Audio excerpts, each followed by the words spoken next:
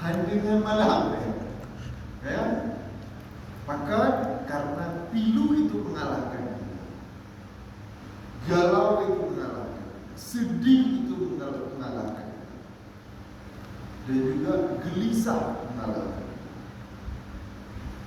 Hal ini dikatakan oleh Sayyidina Ali 1400 tahun yang lalu. Rahimahullah ta'ala.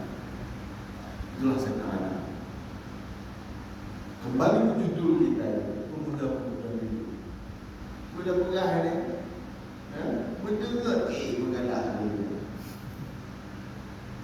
Makanya para ulama itu memberikan toleransi untuk kesedihan.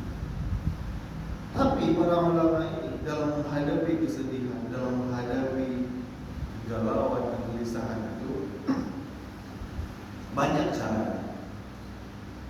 Tapi di antara cara yang paling sering digunakan adalah mengalihkan fokus. Jadi kalau bahasa Aceh itu ada namanya Butamo.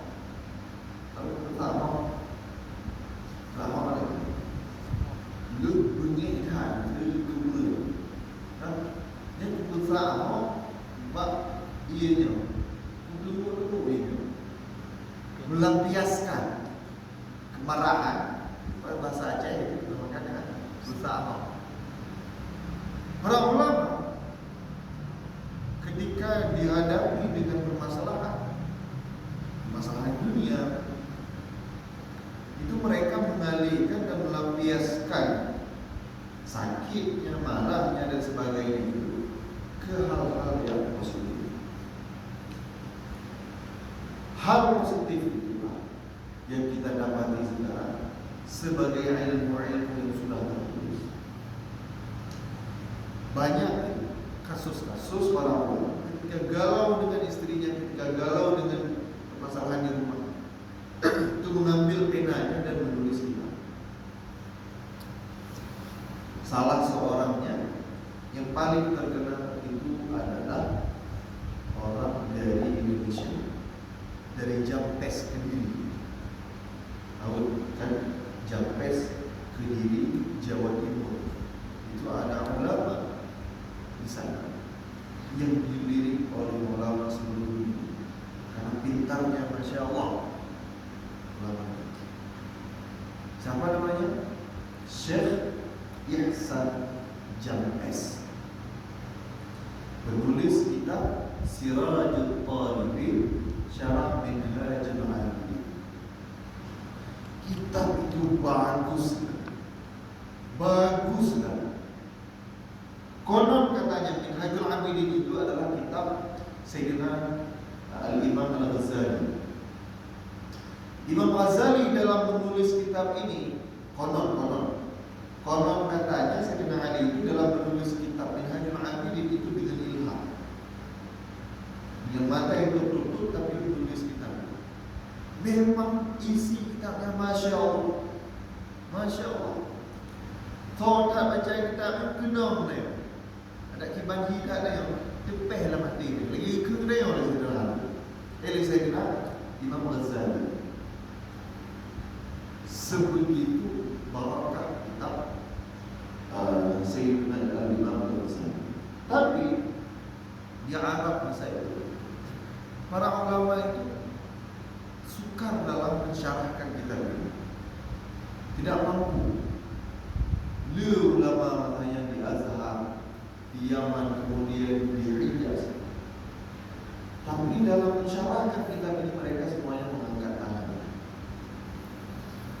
Tapi tiba-tiba di akhir abad ke-19, awal abad ke-20, ada seorang ulama yang berasal dari Jampes ini yang mampu menulis kitab Sirajul Talibin, syarah daripada kitab Minhajul Abidin. Syekh Ihsan Jampes menulis kitab ini dalam fasenya yang galau karena ditinggal mati oleh istrinya. Inilah galau membawa nyaman. musibah di balik musibah itu ada hikmah di balik bencana. Karena kita ini semua dihadapi dengan kegalauan,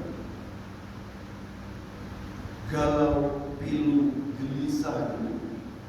Kalau bahasa Arab itu ada dua kata. Yang pertama alhammu, yang dikatakan oleh Sayyidina Ali tadi. Dan Ali apa katanya? An-nawm yaghlibuhul ham. Tidur itu dikalahkan oleh gelisah. Ham. Yang kedua di dalam Al-Quran ada yang disebut dengan kata al-ghammu. Ham wal ghammu. Pakai rim. Ghammu. Apa itu ghammu? Sama, gelisah juga. Irtam. Ghammu ini pernah diberikan oleh Allah Subhanahu wa taala untuk Sayyidina siapa yang ditelan ikan? Yunus alaihissalam. Kalau Nabi Yakub, Yunus alaihissalam. Nabi Yunus ketika Allah Subhanahu wa taala mencobanya dengan diberikan cobaan, ditelannya Nabi Yunus oleh ikan nun. Ikan nun. Ikan nun itu adalah ikan yang paling besar di antara ikan-ikan yang ada. Nabiullah Yunus ditelan oleh ikan nun. Ada yang berkata itu paus dan sebagainya. Yang detailnya nangkutnya nun. Paus, beture, titiknya Allah ada dalam. Yang para ulama mufassirin yang berbeda pendapat cerita. Nah yang paus, yang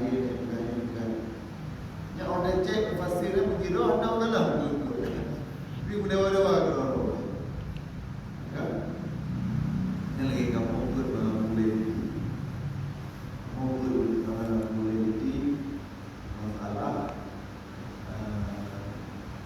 tafsir masalah Nabi Nuh. Masalah Nabi Nuh, kemudian di masalah orang yang diselamatkan oleh Nabi Nuh di dalam kapal Nabi Nuh. Di dalam kapal Nabi Nuh itu berapa orang yang berhasil naik ke dalam kapalnya ketika bencana banjir bandang ketika itu. Dibaca oleh Abu Qala Fulan 80 orang. Qala Ibnu Abbas misalnya 60 orang. Qala Mujahid 20 orang. Jadi para ulama ini ada pendapat yang masing-masing sekitar 5 pendapat atau 6 pendapat.